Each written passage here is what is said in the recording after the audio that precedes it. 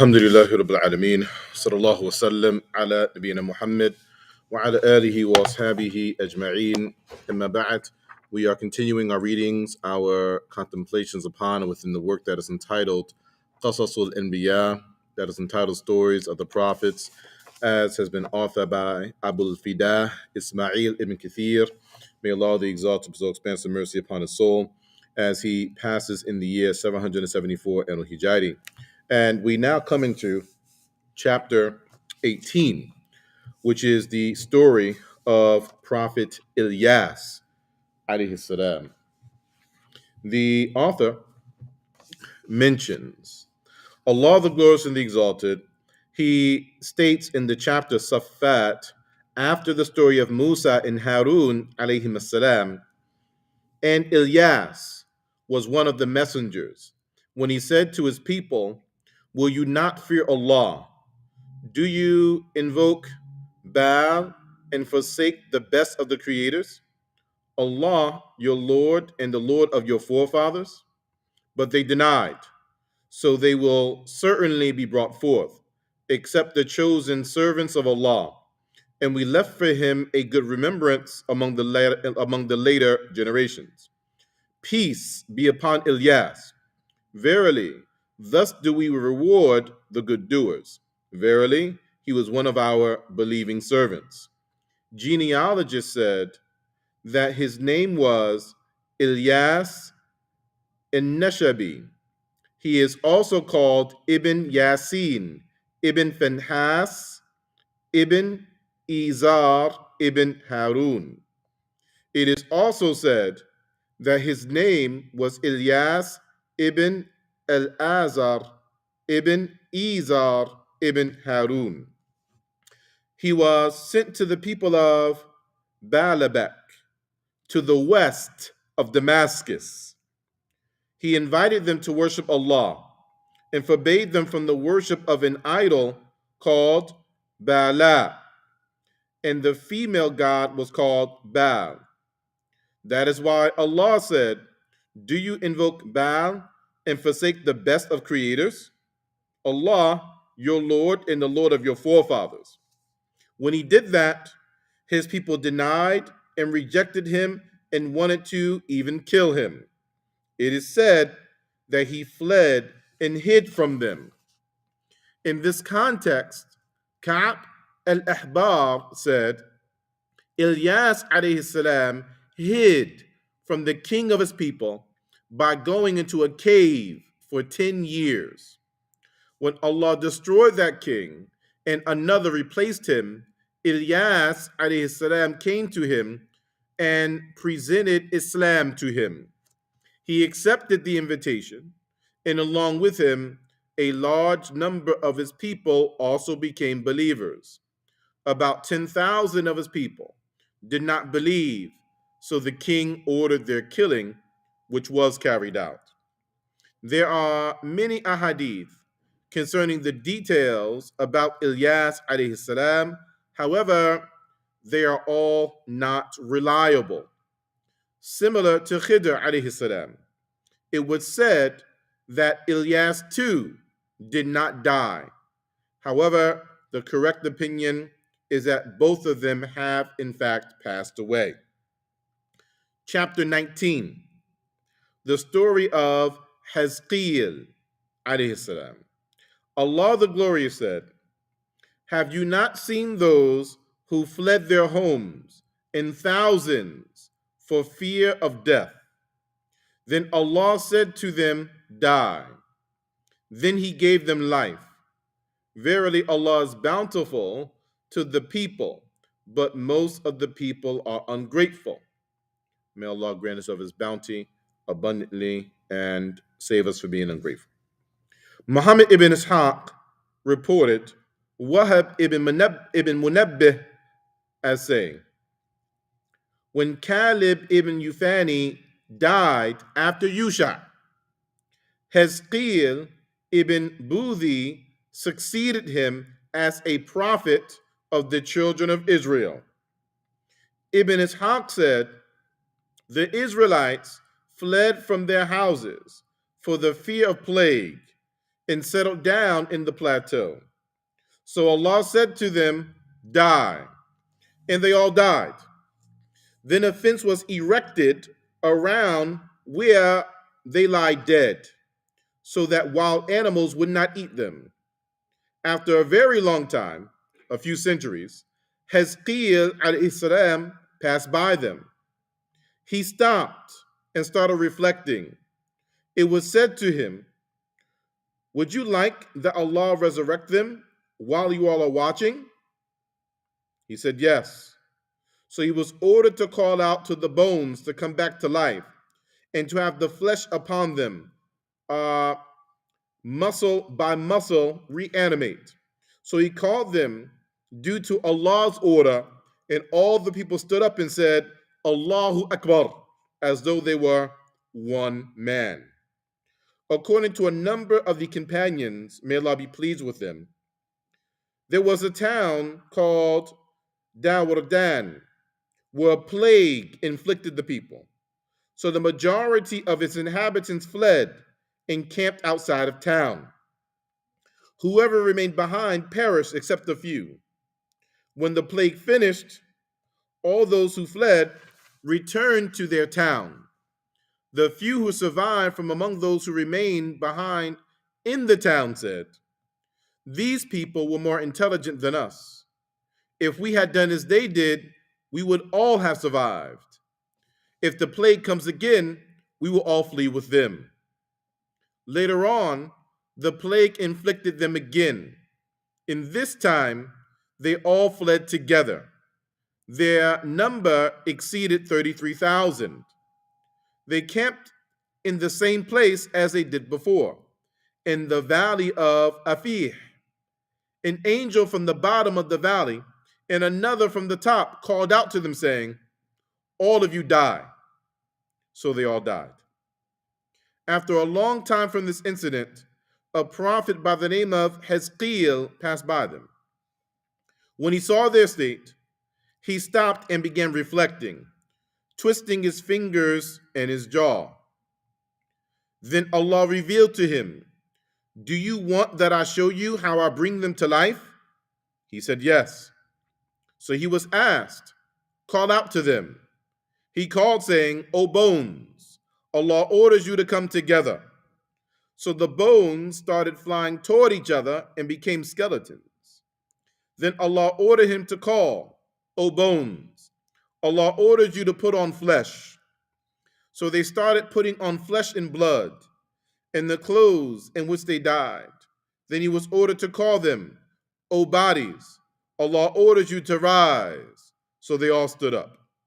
Mansur claimed that Mujahid said, when they came to life, they said, glory be to you, O Allah, and praise is due to you.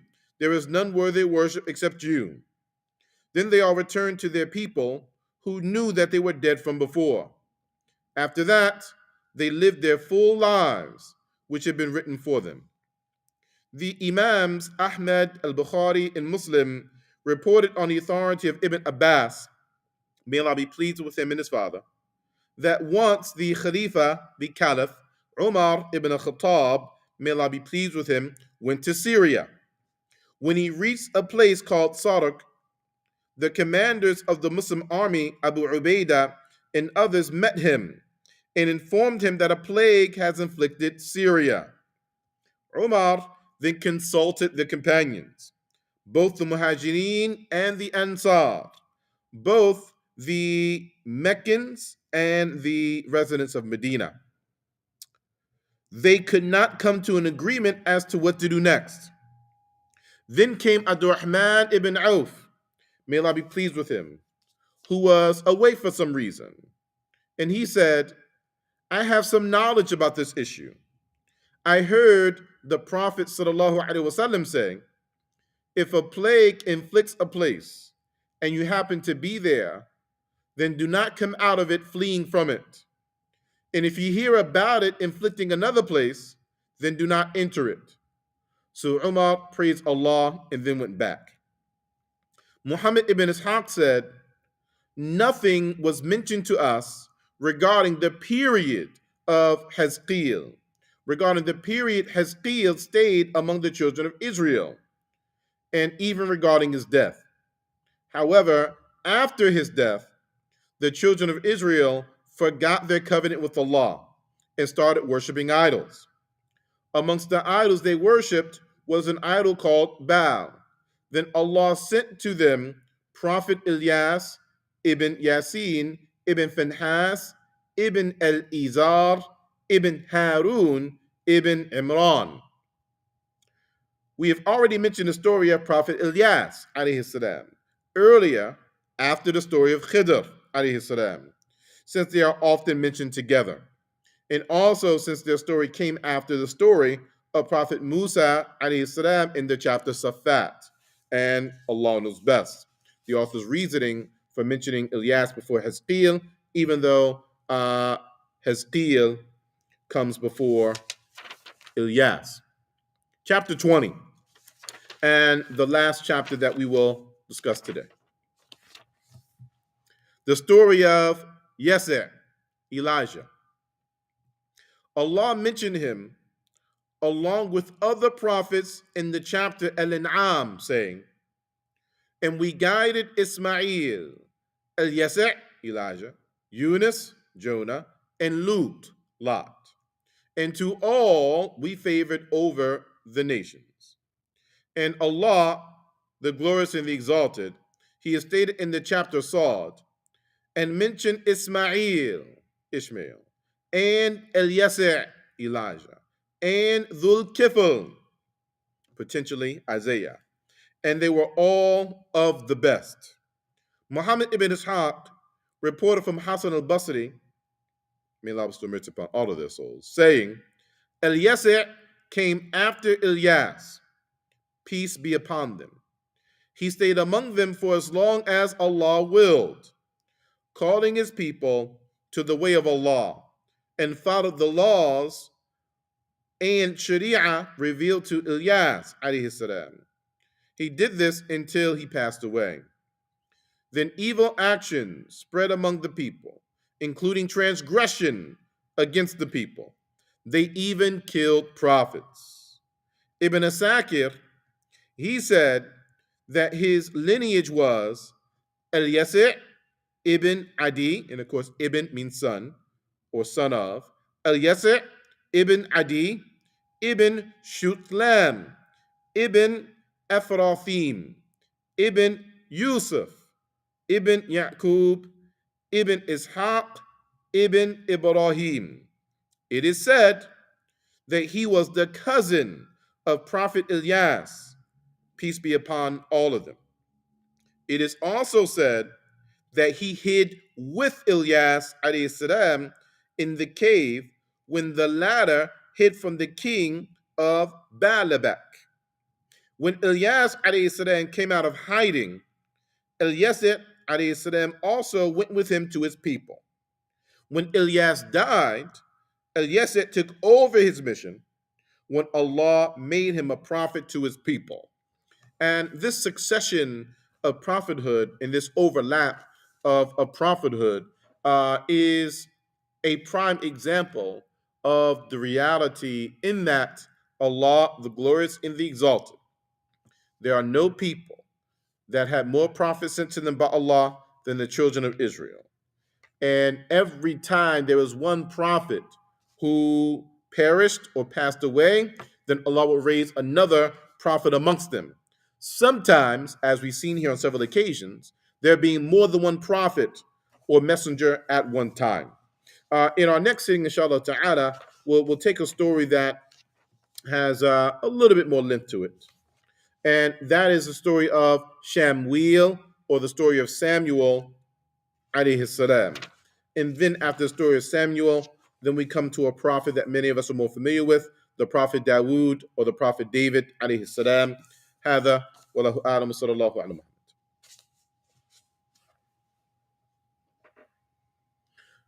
Pretty straightforward. I'm just curious, why is it that what's his name, Kadir, Ibn Kathir. and even this prophet you just mentioned, Ilyas, Ilyas. Uh-huh. Why does Islam have in there that they may be still alive? I know you mentioned some of that last week. Well, it's because there are numerous ahadith that mention this, right? There are ahadith that mention this. The problem is um, we have prophetic traditions that we're certain in their reliability, and we have other prophetic traditions that we can't rely upon in that way. It just so happens that all the ahadith that we have that speak to them are closer to the unreliable end. So you'll get some scholars that will accept them and others that won't. And then based on where you fall in that will determine whether you would accept that they were granted a long life or that they weren't. Right? Because those ahadith are on the borderline type ahadith, if that makes sense. So we don't have anything definitive to say one way or the other. So Allah knows best. Because well, the Yahudis they talk about these same prophets. Sure. I'm sure that it's in their books, but do they say it's a possibility that they are still alive? Do the Yahudis have that content? Allah knows best. I'm not an expert in Judaism.